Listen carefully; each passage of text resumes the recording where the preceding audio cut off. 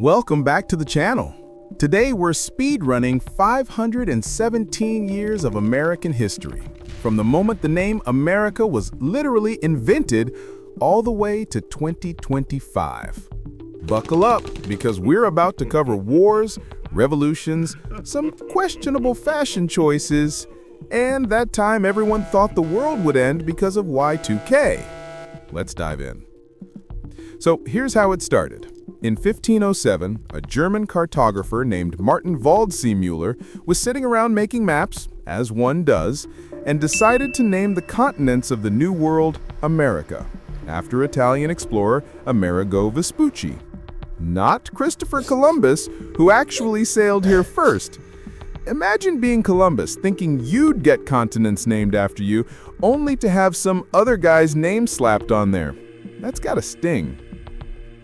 By 1607, the English established Jamestown in Virginia, the first permanent English settlement. Fun fact, about 80% of the settlers died in the first year from disease, starvation, and apparently not knowing how to farm.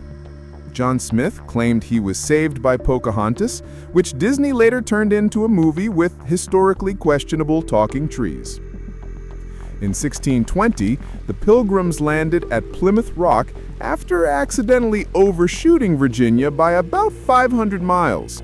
Navigation wasn't exactly their strong suit. They celebrated the first Thanksgiving with the Wampanoag people in 1621, though it looked nothing like our modern turkey coma-inducing feast. Fast forward through colonization, slavery becoming institutionalized, and lots of triangular trade. By the 1760s, Britain was taxing the colonies like they were personal ATMs. The Stamp Act, Sugar Act, Tea Act, basically if it existed, they taxed it. The colonists weren't having it. In 1773, they threw a whole shipment of tea into Boston Harbor during the Boston Tea Party, which was less of a party and more of an expensive act of vandalism. Britain responded with even harsher laws, which the colonists creatively called the Intolerable Acts, points for honesty. Then came the big moment. On July 4, 1776, the Second Continental Congress adopted the Declaration of Independence, basically a breakup letter to Britain that said, "It's not us, it's you." Thomas Jefferson wrote it, though he borrowed heavily from John Locke's greatest hits. The Revolutionary War raged from 1775 to 1783, with George Washington crossing the Delaware, Valley Forge freezing everyone's toes off, and France jumping in to help because they really didn't like Britain. In 1783, the Treaty of Paris ended the war, and boom, America was officially independent. Then, in 1787, they wrote the Constitution during the Constitutional Convention in Philadelphia.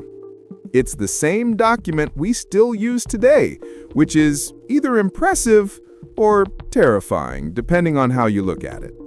George Washington became the first president in 1789, setting precedents left and right, like the two-term limit, which everyone followed until FDR said, "Nah, I'm good," in the 1940s. In 1803, Thomas Jefferson pulled off the Louisiana Purchase, buying 828,000 square miles from France for $15 million. That's about 3 cents per acre, which has to be the best real estate deal in history. The War of 1812 happened because Britain kept messing with American ships and impressing sailors, which means forcing them into British service, not complimenting them. The British actually burned down the White House in 1814. We rebuilt it and painted it white to cover the scorch marks, hence the name. The war ended in basically a draw, but at least we got the Star-Spangled Banner out of it. Meanwhile, westward expansion was going full steam, powered by the concept of manifest destiny, which was essentially the 19th century version of "because we said so." This came at a devastating cost to Native Americans, who were forcibly removed from their lands. The Trail of Tears in 1838 saw thousands of Cherokee and other tribes forced west, with thousands dying along the way. It's one of the darkest chapters in American history. By the mid-1800s, tensions between North and South were reaching a breaking point, primarily over slavery.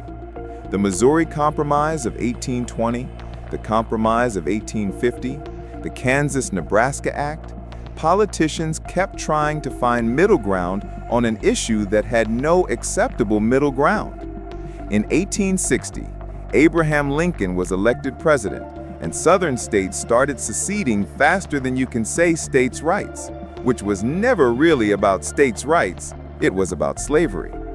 In 1861, Confederate forces fired on Fort Sumter, and the Civil War began. The war lasted 4 brutal years. Over 600,000 Americans died, more than any other war in our history. In 1863, Lincoln issued the Emancipation Proclamation, freeing enslaved people in Confederate states. In 1865, the Union won.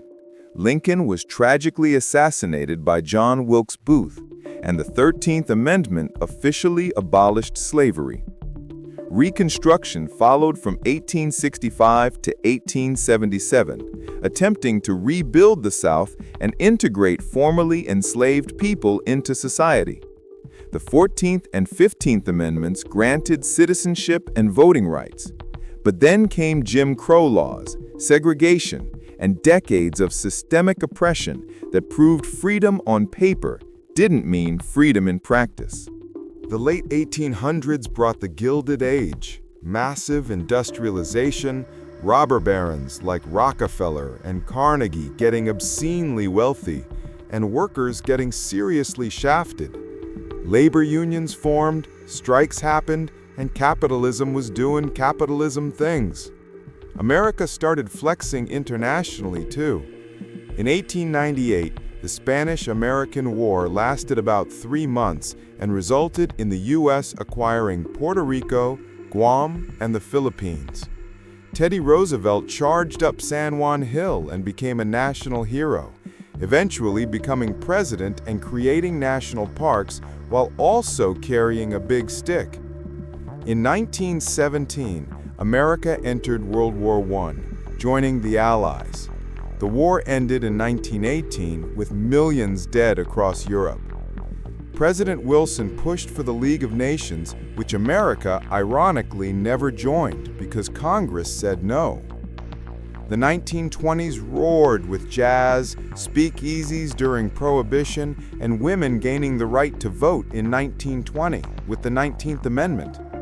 The stock market was soaring until Black Tuesday in 1929, when it crashed harder than a Windows 95 computer. The Great Depression followed, with unemployment hitting 25%, bread lines stretching for blocks, and families losing everything. In 1932, FDR was elected and introduced the New Deal, creating Social Security, banking reforms, and job programs. It didn't end the Depression, but it helped people survive it. Then came December 7th, 1941.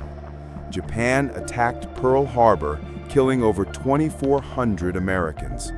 FDR called it a date which will live in infamy, and America entered World War II.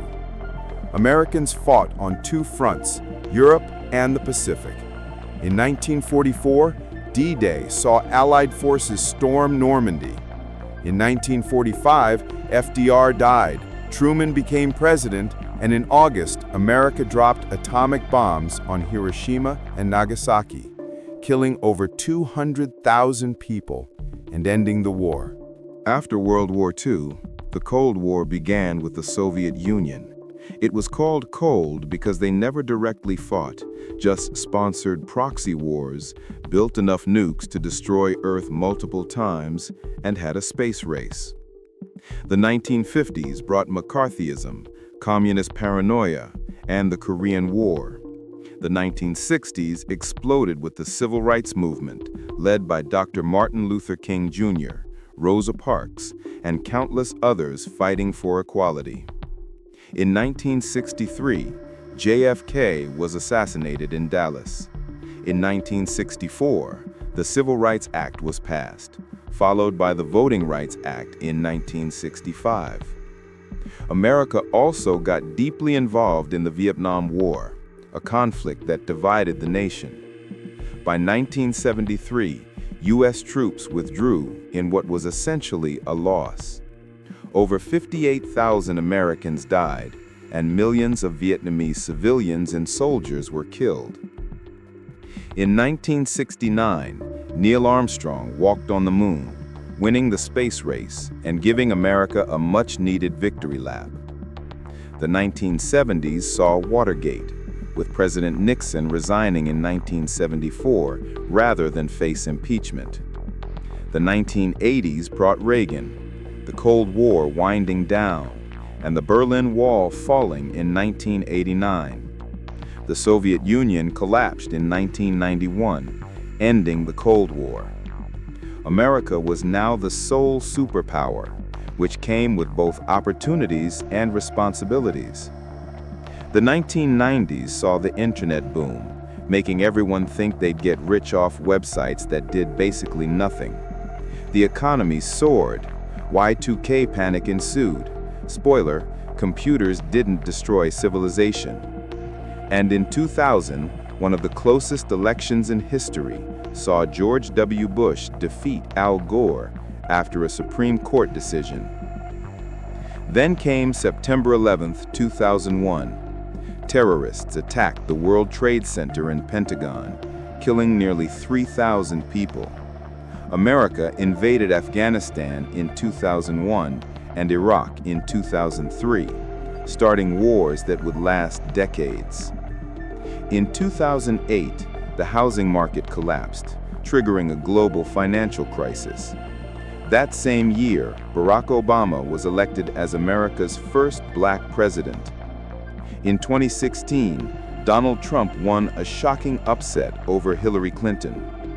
In 2020, during a global pandemic, Joe Biden defeated Trump, and in 2024, Donald Trump won the presidency again, defeating Kamala Harris.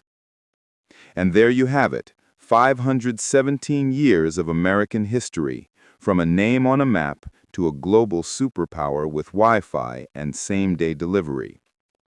It's been a wild ride of triumphs, tragedies, innovations, and more than a few facepalm moments. If you enjoyed this historical speedrun, smash that like button, subscribe, and let me know in the comments which era you'd want to visit if you had a time machine. Thanks for watching, and I'll see you in the next video.